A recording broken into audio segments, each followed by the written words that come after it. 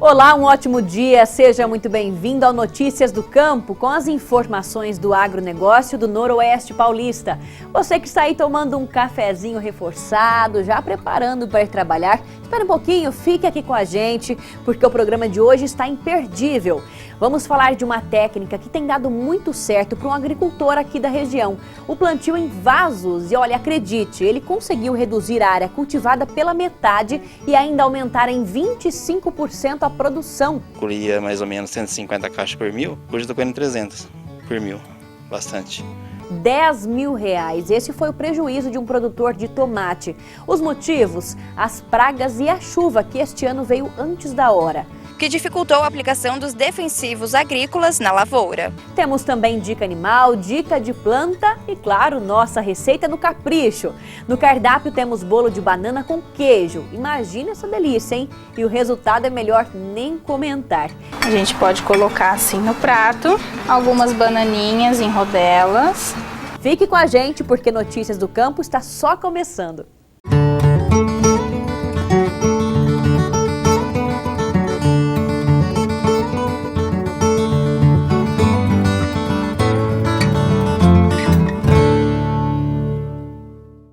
Você que faz o plantio de tomate ou pepino em estufa vai gostar e muito dessa novidade. Um produtor aqui do Noroeste Paulista resolveu adaptar o cultivo usando vasos, aqueles de plástico mesmo. E olha só, ele foi o primeiro da região a implantar essa técnica. Com isso, conseguiu reduzir pela metade a área plantada e aumentar em até 25% a produção. E claro, controlar os nutrientes para a planta se desenvolver. Veja os detalhes na reportagem. Repare na quantidade de vasos. Aqui estão plantados tomate italiano, pepino taicô e abobrinha Brasil. A ideia de cultivar nesse método foi implantada há 6 meses, nesta propriedade em Cosmorama, logo depois que seu Itamar teve prejuízos com o sistema convencional, aquele em que a planta fica direto na terra. O motivo? Se pensava que era doença de folha e passava bastante veneno e não era. Era nematóide que tinha no chão, na terra.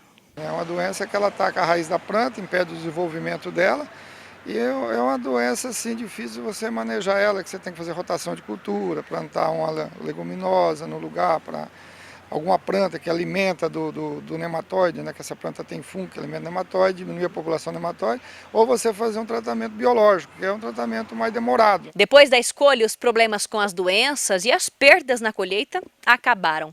Hoje o diferencial é a qualidade do produto. Isso porque com o vaso, o produtor controla os nutrientes necessários para o desenvolvimento da planta e a irrigação, que é feita 3 vezes por dia pelo gotejamento. Você tem que fazer o balanceamento adequado de água, de nutrição, né? Porque você pode estar deixando um pouco, a pessoa que está começando agora, ele sofre um pouquinho com alguma deficiência de algum produto, né? Em cálcio, em tomate e tal, mas é um cultivo que eu acho que a tendência é a pessoa permanecer nele e aumentar até, porque ele tem um certo fator ao seu favor. Sem contar que agora o uso de agrotóxicos também reduziu.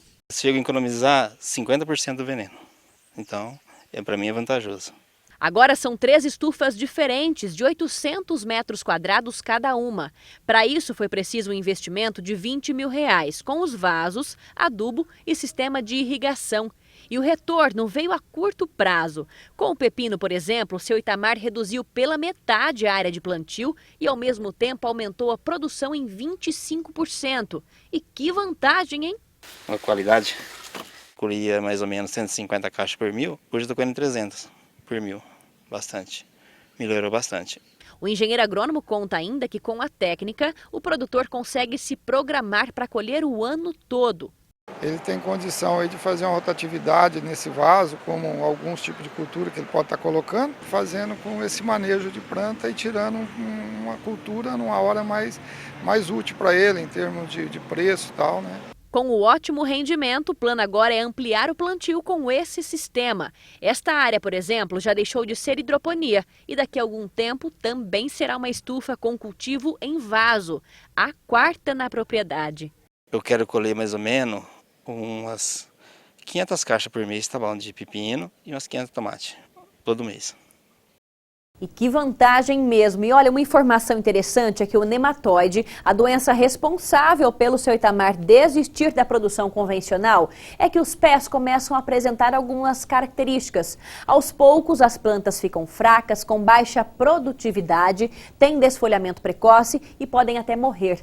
Essa técnica que você viu aí na reportagem é uma ótima opção e pode ser uma aliada para acabar com o problema. R$10 mil, esse foi o prejuízo para um produtor de tomate da região. O motivo foram as pragas e a chuva que chegou um pouco mais cedo este ano aqui no Noroeste Paulista e pegou o agricultor de surpresa. Ele resolveu apostar numa nova variedade e não teve tanta sorte. Veja na reportagem da estudante de jornalismo, Gabriele Ferreira.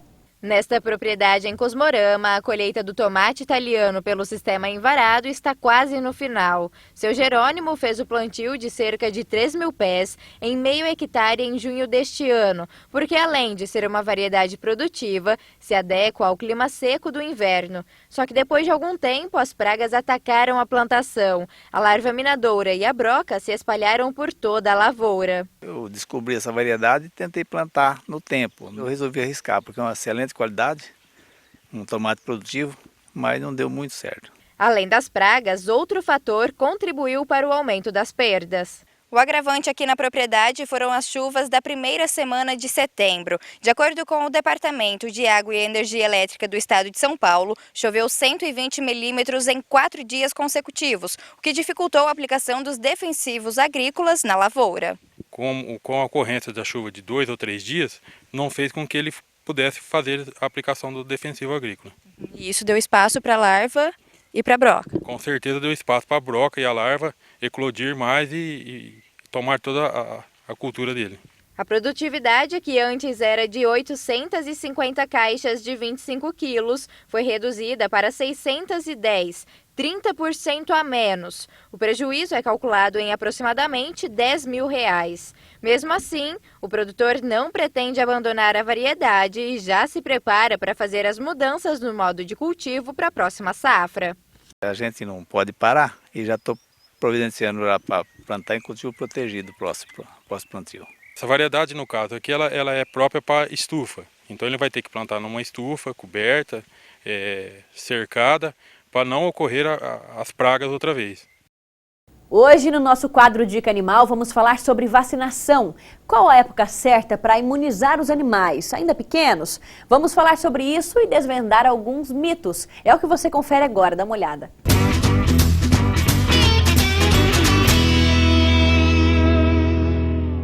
O que é importante dizer é que a gente tem que deixar alguns mitos para trás, né, quando se diz a respeito de vacinação. Antigamente todo mundo falava de vacinar aos 45 dias, hoje já sabe-se que o animal, que o cachorro, o gatinho, a única forma que ele tem de se proteger é tomando o leite da mãe. Então hoje a gente precisa entender qual que é o momento do desmame para começar a fazer o protocolo de vacinas. Geralmente a cachorra já não deixa o animal mamar por mais de 40 dias por causa dos dentinhos deles, né? Então é muito importante a gente identificar esse momento e começar o protocolo de vacinas. Uma coisa importante se dizer também é que existem muitos tipos de vacina hoje no mercado, V8, V10, V11, V15, né? Vacinas nacionais, vacinas importadas, e isso é o veterinário, no momento que colhe a história do cachorrinho, que ele vai entender qual que é a melhor vacina a ser indicada. Um outro ponto muito importante também é que algumas áreas hoje precisam de vacinas específicas, como a vacina da tosse, né, a vacina de giardia, e em algumas regiões também existe a vacina para leishmaniose. É um problema que vem assolando algumas cidades, uma zoonose, passa para o humano, e seria muito importante se você conversasse com o seu veterinário a respeito desse tema.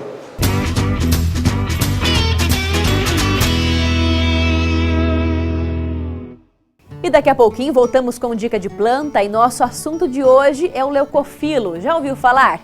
Vamos mostrar algumas características dessa planta trazida há pouco tempo para a nossa região. E deixa o jardim bem decorativo, porque ela floresce o ano inteiro. Tem também receita da semana e no cardápio de hoje temos bolo de banana com queijo. Irresistível, hein? Não saia daí, voltamos já já.